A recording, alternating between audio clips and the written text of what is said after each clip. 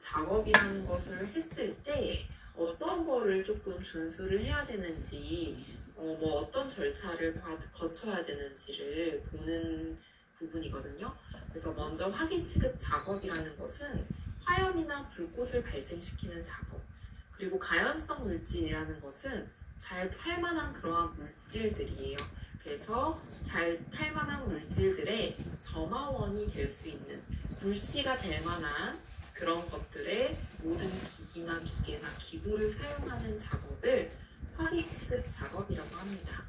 화기 취급 작업이라는 것은 만약에 내가 맡고 있는 대상물에서 실시가 된다, 작업을 진행한다 라고 하면은 사전에 먼저 허가를 받으셔야 돼요. 그래서 그냥 하는 게 아니라 사전에 어떠한 작업이 언제부터 언제까지 어디서 이루어질 건지 작업 허가서를 발급을 받으셔야 되고요. 그 다음에 이제 안전조치나 그리고 화기 취급 작업 감독의 처리 절차와 화기 취급 작업 신청서를 작성을 해야 되며, 허가서 교부 및 안전수칙의 사전허가 절차 등을 준수해서 진행을 하셔야 됩니다. 그래서 전체적으로 일단 일반적인 절차는 이렇게 되어 있어요.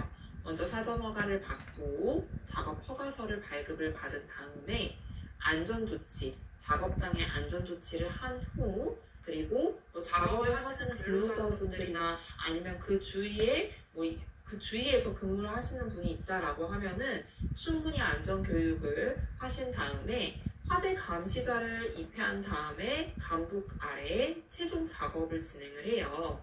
근데 화재 감시자라는 거는 맨 아랫줄에 조그만한 글씨로 나와 있듯이 소방안전 관리자 본인이 될 수도 있고요. 보조자가 있다라고 하는 경우는 보조자를 지정할 수도 있어요.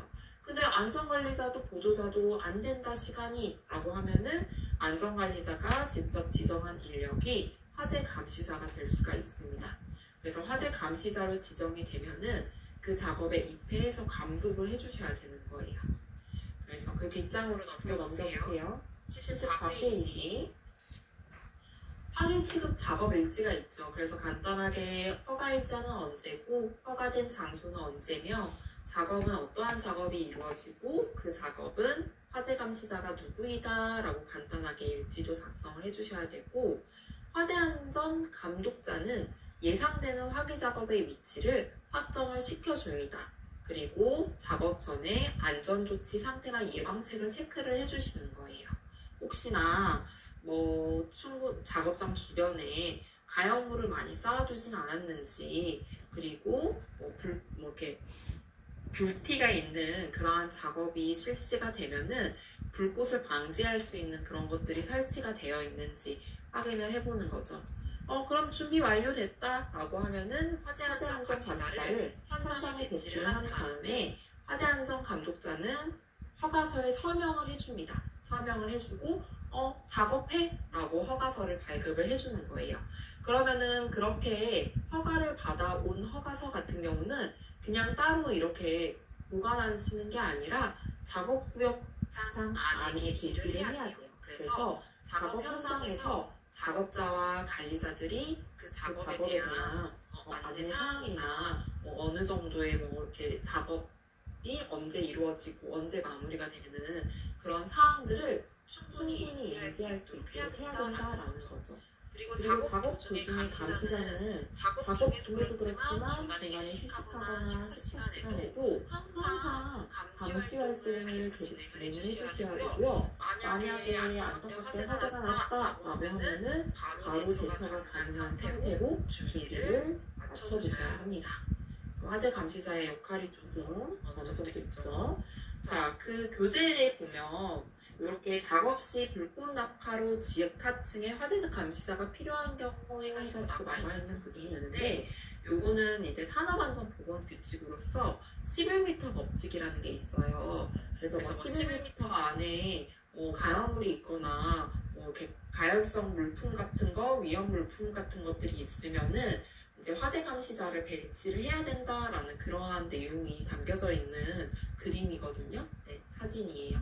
그래서 이거는 한번 읽어보시고 보시면은 이제 11m 법칙을 적용 시해서 화재 감시자를 추가로 배치해야 되고, 그리고 비산불길을 관리할 작업자를 배치해야 되고, 또 화재 감시자를 적절한 소화기를 구비한 화재 감시자를 배치해야 된다. 그런 내용이 좀 이렇게 한눈에 보이게끔 정리해둔 그림이고, 자, 화재 감시자 같은 경우는 작업이 끝났다 하면은 바로 귀가하시는 게 아니라 작업구역 안에 30분 정도 이상 더 상주를 하셔야 돼요.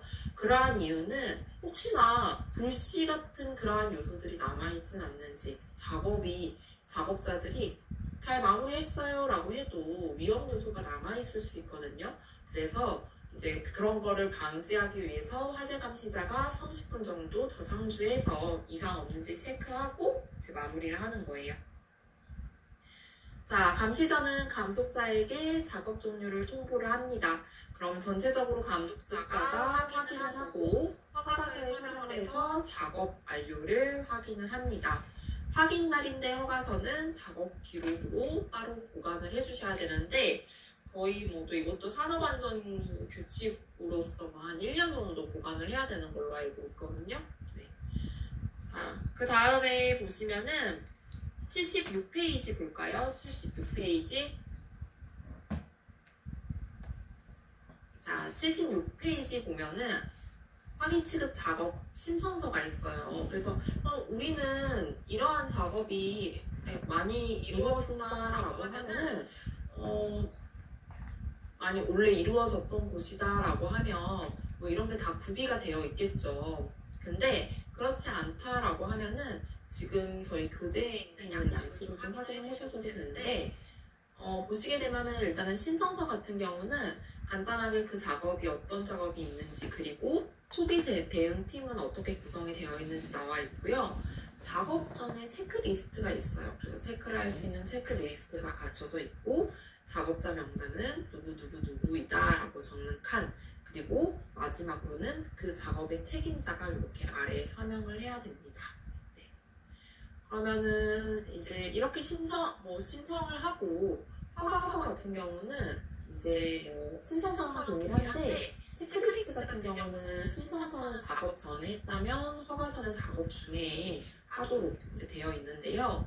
만약에 밀폐 공간에서 작업을 한다라면 이렇게 또 따로 체크리스트가 조금 정해져 있고, 작업이 종료가 됐으면은 이제 안전조치 같은 것도 확인하고 이상 없이 마무리됐다라고 하면은 작업 책임자가 이렇게 서명을 하고 반납을 해요. 그러면 소방안전관리사가 반납 확인을 하고 서명을 하고, 이 허가서 같은 경우는 이제 소방안전관리사에게 반납을 하며 소방안전관리사가 따로 보관을 해야 되는 겁니다. 그래서 보시면은 본 확인 작업 허가서는 반드시 작업 현장에 게시를 해주고, 작업 완료 후 누구에게 반납해야 된다? 소방안전관리사에게 반납해야 된다라는 겁니다. 자, 그러면은 화기 취급 작업에 대한 걸 좀 살펴봤고, 화기 취급 작업에 대한 절차, 신청서, 허가서, 감시자는 어떤 걸 해야 되는지 잠깐 살펴봤고요. 그 다음은 위험물 전기 가스 안전관리 할 거예요. 교재 78페이지. 요거는 이제 제가 준비한 PPT로 볼게요.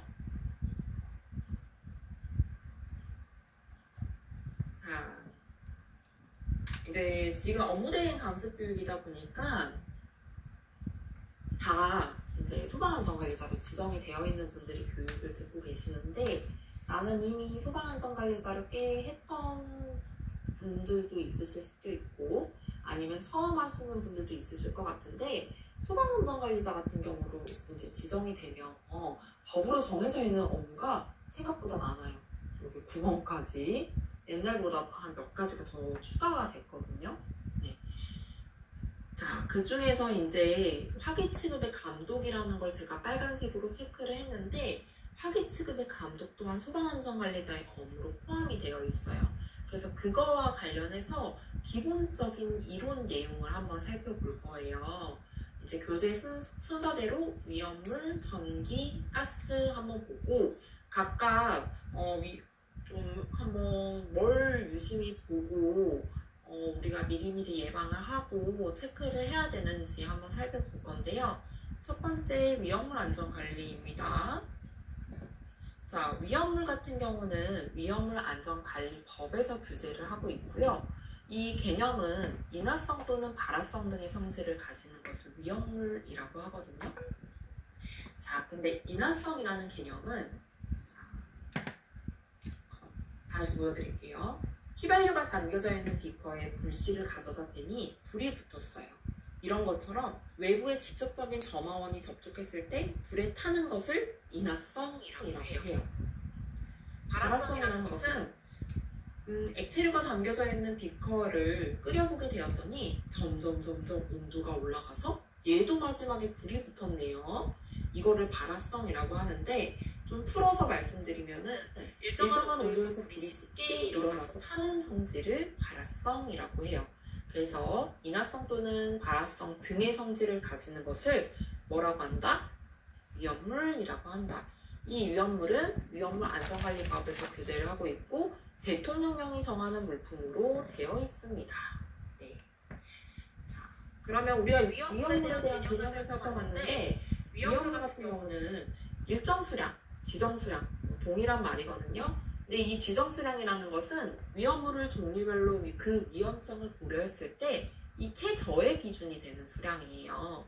교재 79페이지도 나와 있죠? 지정 수량 최저의 기준이 되는 수량이다. 거기 한번 밑줄 그어서 체크해 보시고, 만약에 지정 수량 이상 위험물을 내가 제조한다, 저장한다, 취급한다 라고 하면은 허가를 받아야 된다라는 거예요. 허가를 받고 사용해야 된다. 그냥 사용하는 게 아닙니다. 허가를 받아야 된다라는 거예요. 자, 그럼 예를 한번 들어볼까요? 휘발유를 200리터 제가 제조한대요. 허가를 받아야 될까요? 안 받아도 될까요? 200리터 이상이니까 허가를 받아야 됩니다. 지정 수량 이상일 때는 받아야 된다고 했어요.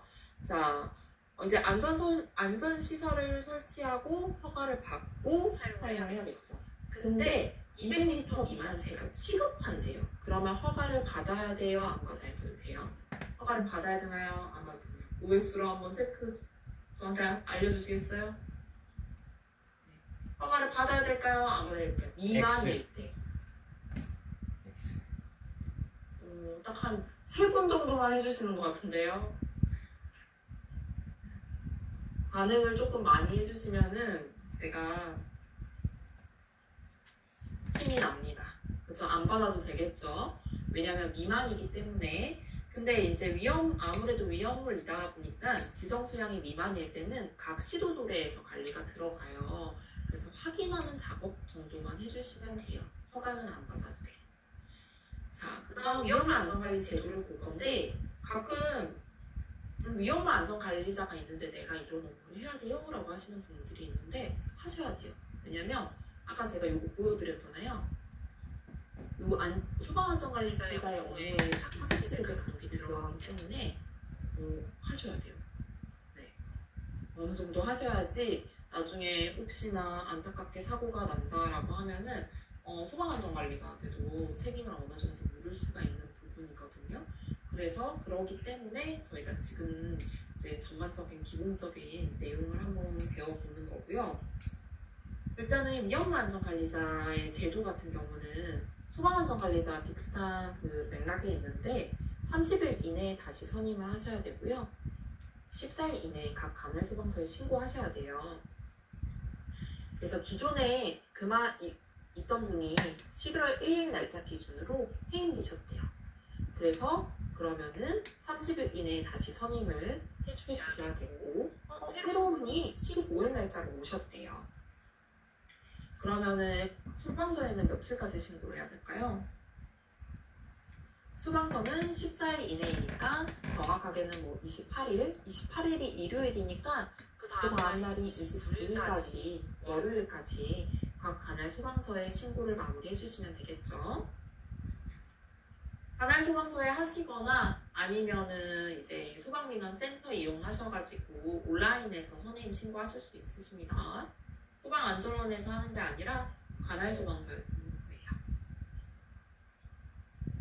자, 그 다음에 위험물 유별 색상을 한번 보도록 할 건데, 이게 이제 중요한 내용이에요. 요거는 위험물별로 화학적이고 물리적인 것을 공통되는 것을 이렇게 류로 묶어준 거예요. 그래서 좀 익숙하신 분들은 익숙하실 수도 있는데 처음 듣는 분들은 좀 생소해요. 근데 위험물도 이렇게 류로 나눠 줬다라고 보시면 되고, 첫 번째로 볼 거는 인류 위험물이에요. 인류 위험물은 무슨 성 고체? 산화성 고체라는 거예요. 산화성 고체라는 거는 주로 염료 종류들이 인류 위험물에 해당이 되거든요. 그래서 대표적으로 있는 것들 품명을 제가 조금 이렇게 첨부를 해놓긴 했는데, 혹시 궁금한 뭐 위험물이 있으면은 그 국가정보 뭐 위험물 센터 이런 거 검색하시면은 거기서 몇 류 위험물이 뭐 어떤 건지 다 보실 수가 있거든요. 그래서 그런 것도 한번 사이트 이용해 보시는 것도 추천드립니다. 자, 인류 위험물은 산화성 공체, 주로 염료 종류, 방사능제로서 다량의 산소를 함유하고 있대요. 가열이나 충격, 마찰, 열분으로 인해서 충분히 산소가 나올 수 있는 위험물이에요. 산소가 많이 나오게 되면은 불이 붙을 수 있는 요소에 해당이 되거든요. 포함이 돼요. 그래서 산소가 많이 나오면은 불이 잘 붙을 수 있는 특징을 가지고 있는 게 인류 위험물이 돼요. 주로 이제 저희 화장실 청소나 뭐 기타 청소할 때 이 락스를 이용해서 청소하시잖아요. 근데 이 락스 같은 경우는 제1류 위험물인 차화염수산 나트륨이라는 걸 많은 물에 희석해 둔 게 락스예요. 그래서 이 락스 같은 경우는 안에 있는 성분이 다량의 세포들이 키드니랑 세포관을 파괴하고 소독하는 효과를 주기 때문에 저희가 락스를 이용해서 청소를 하는 거거든요. 네. 그래서 실생활에서 만날 수 있는 걸로 예를 한번 들어봤고, 두 번째로는 이류 위험물은 가연성 고체라는 건데, 이 가연성은 무슨 의미일까요? 무슨 뜻일까요? 제가 앞에서도 설명은 잠깐 드렸어요. 가연성이라는 것은 물질이 타기 쉬운 것을 가연성이라고 해요. 그래서 이 이류 위험물 같은 경우는 비교적 낮은 온도에서 발화되기 쉽다라는 특징을 가지고 있는데, 이따 볼 사류 위험물 같은 경우는 인화성 액체로서 휘발유, 경유, 등유 이런 것들이 사류 위험물에 해당이 되거든요. 근데 사류 위험물인 휘발유가 300도씨에서 불이 붙는다라고 하면은 항아리인가 유황은 이류 위험물이에요. 그래서 이류 위험물인 항아리는 그에 비해 100도씨, 유황은 230도씨에서 불이 붙기 시작할 수 있다. 그러니까 다른 위험물에 비해서는 조금 더 낮은 온도에서 불이 붙기 쉽다라는 특징을 가지고 있으며, 연속 불이 붙게 된다라고 하면은 그 속도가 굉장히 빠르다라는 특징을 가지고 있습니다.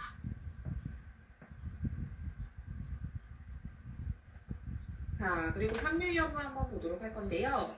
삼류위험물은 이름이 좀 길죠. 자연발화성 물질 및 금수성 물질이라고 되어 있는데, 금수성이라는 것은 물을 금한다라는 뜻을 가지고 있어요.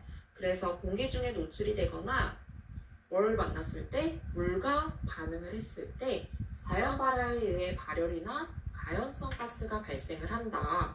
그렇기 때문에 혹시 삼류위험물이 담겨져 있는 용기가 있으면 파손이 되거나 노출이 되지 않도록 주의해야 된다라는 게 있습니다. 주로 칼륨, 나트륨 이러한 것들이 삼류위험물에 해당이 되는데요. 대표적으로 저희가 이제 또 뭐 대표까지 아니어도 하나 한번 살펴보게 되면은, 저희 요즘 전기차 많이 타고 다니시는데 전기차 화재가 좀 빈번하게 일어나기도 하고, 그나마 최근에도 좀 크게 난 적이 있었어요. 지금 교육생분들 중에서도 전기차 타고 다니시는 분들도 있으실 것 같은데요. 그 전기차의 동력원인 배터리를 이야기를 하고 싶어요. 배터리는 종류가 굉장히 많이 있는데 그 중에 제일로 많이 쓰는 게 리튬 배터리예요. 알고 있는 분 있으시죠? 네. 리튬 배터리 같은 경우는 가장 일반적으로 많이 사용을 하는데요. 배터리가 작고 가벼워서 에너지 저장하는 데 좋아요. 근데 반대로 화재가 났을 때 물로 소화하기 힘들고요. 일반 소화기나 소화약제를 사용할 수 없어요. 그래서 전문 소화장치나 약제가 필요해요. 네, 그런 단점을 가지고 있어요. 그걸 이야기한 이유가 이 리튬이 삼류위험물에 해당이 되니까 말씀을 드리는 거예요. 네. 자, 뒷장으로 넘어가 볼까요?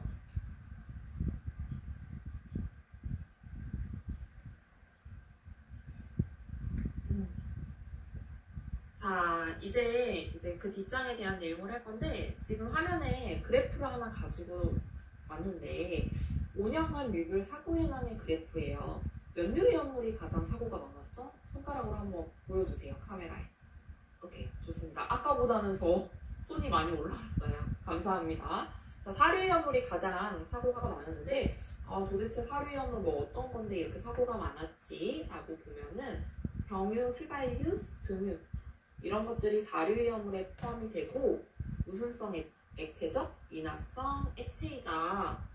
인화성 액체인데 특징으로서는 상온에서 액체이며 인화의 위험이 높았기 때문에 아까 봤듯이 사건 사고가 좀 많이 있었던 그런 위험물 중에 하나이고요.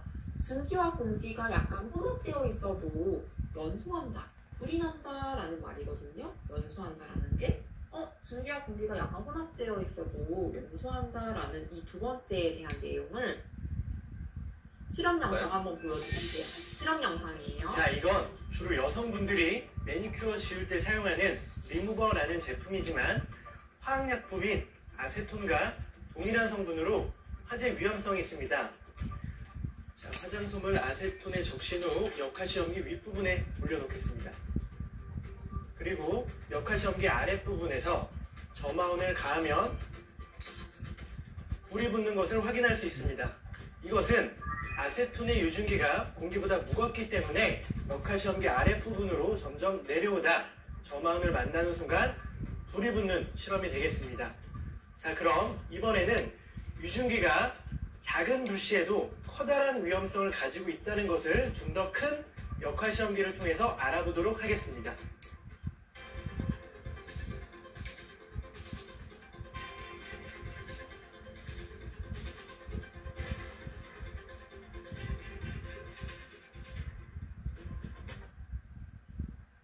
네, 그래서 주로 증기에서도 충분히 불이 붙을 수 있다라는 걸 좀 보여주기 위한 실험 영상이었고요.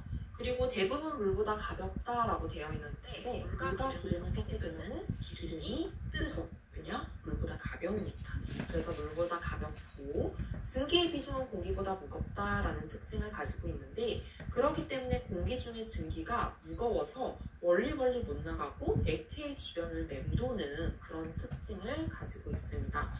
그리고 81페이지에 보시면은 사류이염물의 공통적인 성질이 조금 더 나와 있는데요. 그 중에서 인화점, 그러니까 착한 온도가 낮은 것은 위험하다라고 되어 있는데, 인화점 온도가 낮은 것도 온도가 낮으면 당연히 위험하지 않겠지라고 생각하시면 안 돼요. 너무 그렇게 일차원적으로 생각하시면 안 되거든요. 그런 이유는 인화점이 낮은 부분에서도 온도에서도 불이 붙을 수 있는 인화물들이 있어요. 그래서 착화점이 낮은 것도 위험할 수가 있습니다. 사류염물은. 자, 그렇다라고 하면은 사류염을 소화하는 방법 한번 보도록 할 건데요. 관련 뉴스 동영상 하나 보여드릴게요. 네, 설 명절 가정에서 각종 튀김 요리를 하기 위해서 식용유를 사용하는 경우가 많은데요. 식용유는 잠깐 사이에 불이 붙을 수 있고 물로 불을 끓여다가는 거품 빠지로 만들 수 있어서 조심해야 합니다. JCN 김동현 기자.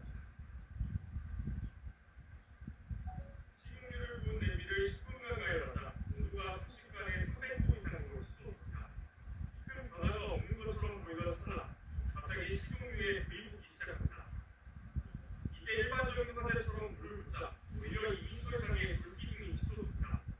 식용유 화재에 물을 부었을 때는 식용유 면상이 일어나서 식용유와 물이 합쳐졌을 때는 확산이 됩니다. 확산이 되다 보니까 물이 전체적으로 확산이 엄청 크게 됩니다. 식용유 화재는 대중화된 분말 소화기로는 진화가 어렵습니다. 산소 차단과 냉각 기능이 함께 있는 테이크 소화기가 필요합니다. 가정마다 테이크 소화기를 배치하는 것이 가장 좋지만 그렇지 못할 경우 맥주와 마요네즈, 젖은 수건으로도 화재 초기 대응이 가능합니다.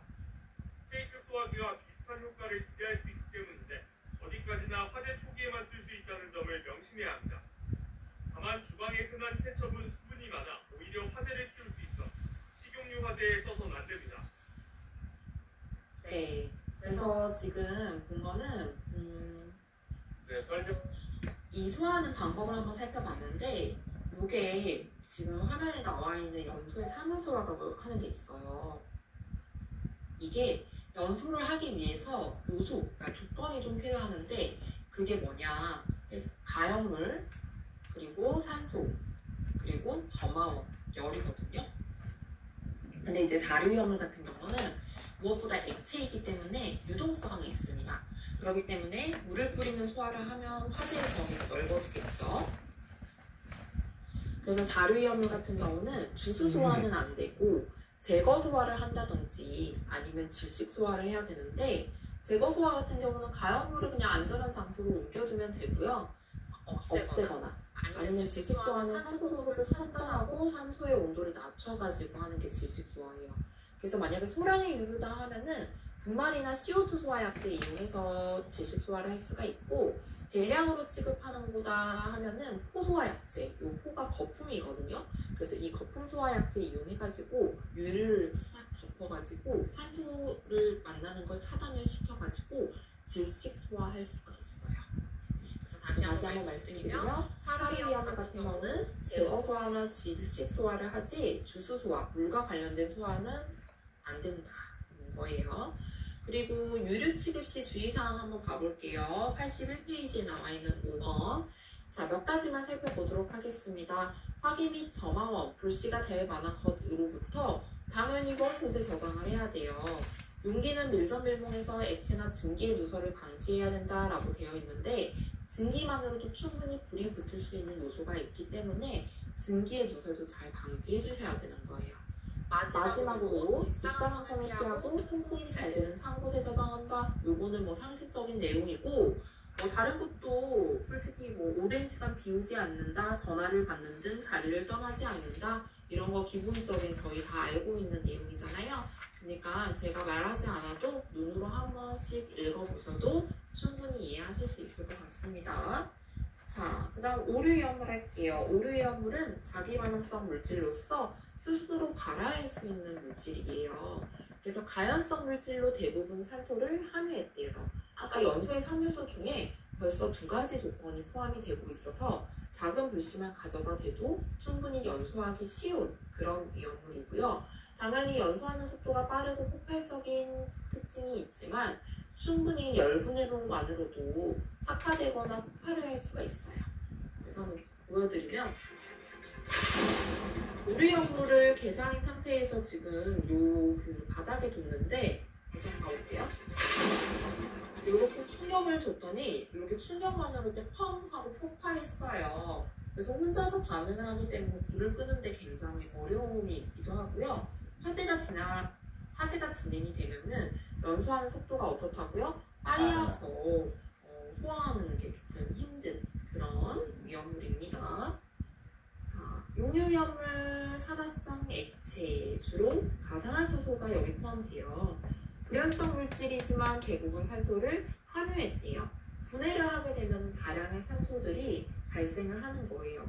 그리고 가연성 물질의 연소를 돕는 조연성 물질로서 연소에 잠재적인 위험을 가지고 있는 그런 위험물이기도 합니다. 증기는 유독해서 피부와 접촉 시 점막 부식될 수 있다라고 되어 있는데, 이 가산화수소 저희가 상처 소독하거나 약국에서 구매하셔서 쓰잖아요. 근데 쓰실 때 이제 소량으로 이렇게 해서 쓰시다 보니까 만약에 그 이상 이제 피부가 닿았을 때는 점막 부식될 수 있다라는 특징을 가지고 있고, 다행히 이제 위험물 농도보다는 낮고 지정수량에 미치지 않아서 희석해서 판매하는 거기 때문에 저희가 쉽게 구매하고 쓸 수 있는 거죠. 자, 그러면 1류부터 6류까지 봤었는데 각각의 특징을 다 암기하지는 못해도 1류위험물이 산화성 고체였지, 4류위험물은 휘발유, 경유, 등유, 인화성 액체였고, 마지막으로 봤던 산화성 액체 같은 경우는 우리가 많이 쓰던 가산화수소가 대표적으로 있지, 이 정도만 알고 있으셔도 오늘 충분히 많이 공부하신 거예요. 네. 이제 각각 그 교재에 보면은 QR코드가 있거든요. 그 QR코드 시간 되시는 분들은 내용이 좀 더 궁금하다 하시면 카메라에 이렇게 비춰가지고 보면 동영상 같은 걸로 확인할 수도 있습니다. 자, 전기 보도록 할까요? 82페이지.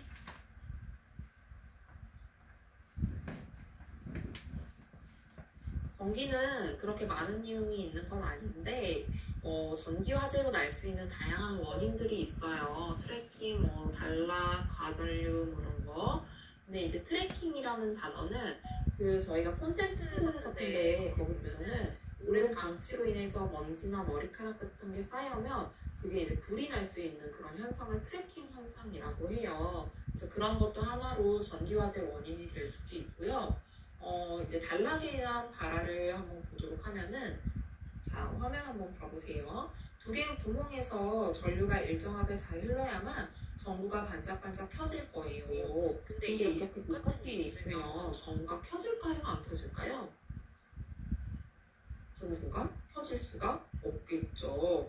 네, 요런 게 단락이라는 건데요. 이제 단락이라는 거는 짧을 단 이을락으로 짧게 연결되어 있다라는 의미이고, 전선의 저렴 피복이 손상이 돼가지고 동선 상호가 이렇게 직접 접촉을 못하는 경우예요. 그러니까 전선이 서로 이렇게 붙어버리는 현상을 말하는데, 이제 전류가 일정하게 흐르지 못하고 열이 발생해서 화재가 나서 이제 전기 화재의 원인이 될 수 있다라는 겁니다.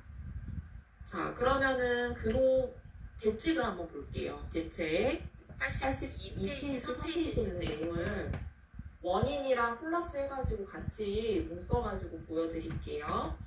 자, 그러면은 노후되었거나 손상된 전선은 당연히 새로운 전선으로 교체를 해줘야 되고, 바닥이나 문틀을 통과하는 전선은 손상되지 않도록 해주셔야 됩니다.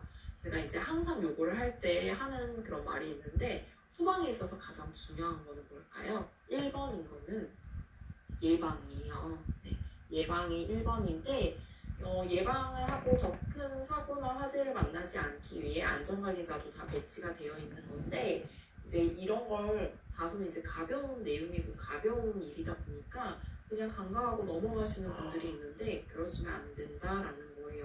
미리미리. 내가 맡고 있는 건물이 좀 오래돼서 좀 노후화됐다 하면 전기 화재 충분히 날 수 있어요. 겨울철이나 여름철에는 많이 사용하시잖아요, 전기 제품들. 그러니까 그런 거 잘 확인하셔야 되는 거예요. 자, 요거는 문어발이라고 하는데 딱 봐도 좀 위험해 보이죠? 전류가 강하게 흐르는 거예요. 허용전류와 전격전압의 값을 넘겨서 사용할 때, 허용전류라는 건 뭐냐? 전기기구에 흘려보낼 수 있는 최대 전류를 허용전류라고 합니다. 그리고 전격전압은 그 전기기구가 작동하는 데 필요한 표준전압이에요. 그래서 이 두 가지의 등의 값을 넘겨서 사용했을 때는 전류가 강하게 흘러서 불이 날 수 있다라는 거예요. 자, 그렇다면은 요게 가전류 차단 장치라는 거거든요. 그래서 이런 차단 장치를 이용해가지고 점검을 할 수 있다, 미리 예방할 수 있다라는 겁니다. 저희도 저희 이제 안전한 경기지구도 이제 저희도 아무래도 건물이 이제 거의 안 와보셨을 것 같은데, 건물이 오래된 건물이다 보니까 항상 겨울철이나 그럴 때는 꼭 한 번씩 차단 장치 이용해서 이런 부분들도 다 확인을 합니다. 자, 그 다음에 이제 누전에 의한 발화 한번 보도록 할까요? 자, 화면 한번 봐주세요. 제가 전류를 10을 보냈대요. 그럼 몇이 와야 맞을까요? 10을 보냈으면 몇이 와야 맞아요? 손가락으로 한번 해주세요.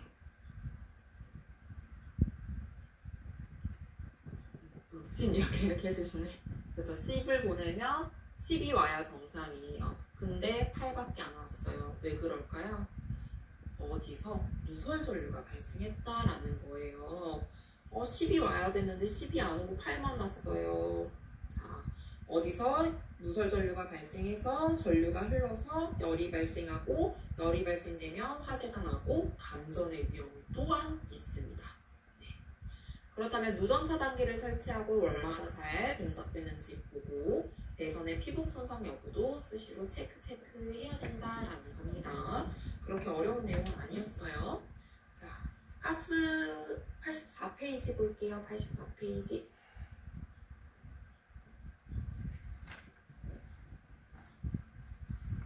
저희가 5분 늦게 시작했는데 시간은 지금 10분 정도 남아있는데 거의 딱 맞춰서 끝낼 것 같아요. 재평가가 좀 늦게 끝날 줄 알았는데 다행히 제가 열심히 해가지고 제 시간에 끝나서 이번 시간에도 제 시간에 끝낼 것 같네요. 자, 가스는 저희가 많이 사용하는 연료로서 장점도 많아요. 근데 가스가 만약에 중독되거나 폭발이 된다라고 하면은 큰 화재로 유발할 수가 있어요. 저희는 오늘 두 가지의 가스를 볼 건데 첫 번째는 LPG, 두 번째는 LNG를 보도록 할 거예요. LPG 같은 경우는 교재에는 84페이지의 표로 이렇게 나와 있는데요. LPG 같은 경우는 액화 석유가스로서 석유가스를 액체화시킨 거라고 보시면 돼요. 주 성분이 있어요. 프로판과 부탄이라는 건데 프로판은 가정용으로 많이 쓰고요. 부탄은 자동차 연료용으로 주로 씁니다. 비중은 1.5에서 2라고 되어 있는데 보통 증기 비중 같은 경우는 1로 두고 비교를 하거든요. 1로 두고 비교를 했을 때 1보다 높으면 공기보다 무거운 거고 1보다 낮은 거는 공기보다 가볍다라고 해요. 근데 지금 보시면은 LPG 같은 경우는 1보다 높기 때문에 공기보다 무거운 거죠. 공기보다 무거우니까 누출이 되면 어디로 체류해요? 위로 체류해요? 아래로 체류해요? 아래. 손가락으로 한번 해주세요. 이렇게 지금 손가락질로 좀 해주시는 분은 제 강의를 열심히 들어주시는 거고, 네. 안 그러신 분들은 약간 수줍어서 그런 걸로 제가 생각할게요.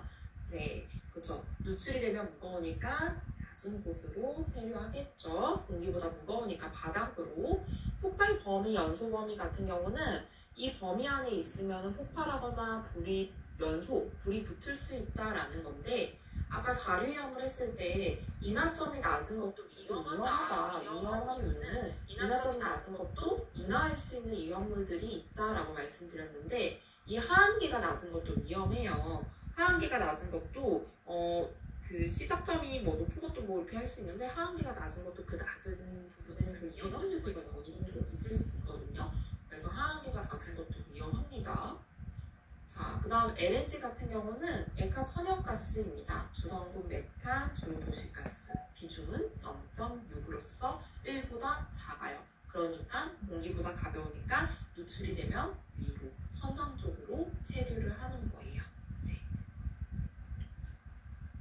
자, 가스화재 원인으로서는 다양하게 있을 수 있는데요. 몇 가지만 살펴보면은 공급하는 사람은 가스 충전을 작업을 했는데 누설 폭발이 됐다거나 아니면 남아있는 가스 처리하는 게 취급이 미숙해서 그럴 수가 있습니다. 그래서 부탄가스 제대로 버리려고 하면 부탄가스에 이렇게 구멍 뚫어서 이렇게 버리셔야 되잖아요. 그러게 남아있는 가스를 처리하는 방법을 보면 잔량가스 처리하는 방법이고 사용자는 저희가 될 수가 있겠죠. 점화 미확인으로 인해서 누설 폭발된다거나 아니면 실내 용기를 보관하는데 가스가 누설이 돼서 가스 화재가 날 수 있다라는 겁니다. 자, 가스 사용을 했을 때 주의사항을 한번 살펴보도록 할까요? 자, 뒷장으로 넘어갔고요. 전중 후로 나누어졌는데 당연히 사용하기 전에는 가스가 새고 있지 않는지 확인을 하시고 주변에 잘 탈 만한 물질을 두지 않아야 된다. 사용을 할 때는 오랜 시간 비우지 않고 주의해서 지켜봐야 된다. 마지막으로 저희 이거 하시죠. 밸브 잠그는 거. 자, 다 잘 잠가가지고 마무리까지 해줘야 된다라는 내용입니다. 자, 그 다음에 이제 보시게 되면은 가스 누설 경보기라는 게 있는데 86페이지 아래 마지막 부분입니다. 이거 이제 보고 쉬는 시간 가질게요. 자, 가스 시설이 설치된 장소의 가스의 누출 현상을 자동적으로 탐지해서 경보하는 거고요. 이제 누설가스, 가스가 누설된 거를 가스 감지구에서 감지를 해서 부정한 이제 경보 램프로 알려주겠죠. 그리고 이렇게 경보가 울리면서 차단기가 올라가고 그런 것도 있어요. 네, 이게 이제 가스 누설 경보기가 되겠죠. 근데 이게 이제 비중에 따라서 설치 위치가 결정이 되거든요. 그래서 아까 LNG는 1보다 작아가지고 0.6 정도 비중이 됐고 LPG는 1.5에서 2 정도 됐죠. 그래서 제가 여쭤봤었어요. 1보다 작은 가스는 공기보다 가벼우니까 만약에 누출이 된다라고 하면은 천장 위쪽으로 체류를 할 거다. 그래서 천장면의 하방 0.3m 이내에 있고요. LPG는 아래 바닥으로 채를 할 거니까 바닥면의 상방 0.3m 이내에 고려해서 이렇게 가스 누설 경보기를 설치를 해야 되는 거예요. 그래서 그냥 설치하는 게 아니라 비중에 따라서 설치가 된다라는 거. 자, 그래서 뭐 여기에 나와 있는 걸 좀 비교하셔라. 자, 그렇다면 이제 수평거리도 좀 따져야 되는데요. 수평거리 같은 경우는 확산을 봐야 돼요. 아무래도 LNG는 공기보다 가볍기 때문에 확산이 빠르고 멀리까지 진행이 되거든요. 진행이 되면 그러니까 최대 8m 이내에 설치를 해야 되고, LPG는 LNG보다는 그렇지 않기 때문에 수평거리 4m 이내에 그래서 여기서 설치를 해야 되는 거예요. 그래서 천장면의 상하방도 고려를 해야 되지만 이렇게 이 수평거리 또한 이렇게 확인을 해서 설정을 해야 된다라는 거예요. 그래서 막 그렇게 어려운 내용은 아니고, 앞에서 제가 말씀드렸던 이론을 충분히 숙지하셨으면은 그렇게 심하게 어려운 내용은 아니었습니다.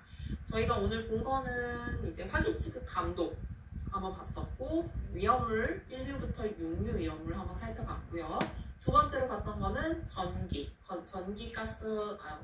화재의 원인과 그다음 예방 대책 살펴봤고요. 마지막으로 가스는 LPG와 LNG 두 가지, 그리고 가스 누설 경보기까지 살펴봤습니다.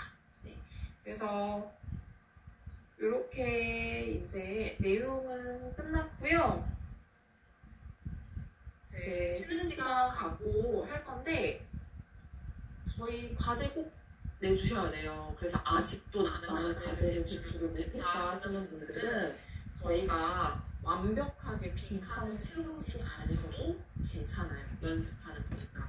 그렇지만 어느 정도 같이 했던 부분을 기록을 해서 꼭 제출해 주셔야 돼요. 요거까지 수료하는데 평가가 들어가는 거기 때문에 꼭 마무리해 주시고, 아마 방법 두 가지 말씀해 주셨을 거예요. 제출하는 방법 한 가지, 그리고 뭐 안 된다 하시는 분들은 메일로 보내세요 하셨을 거예요. 그래서 마무리해 주시고,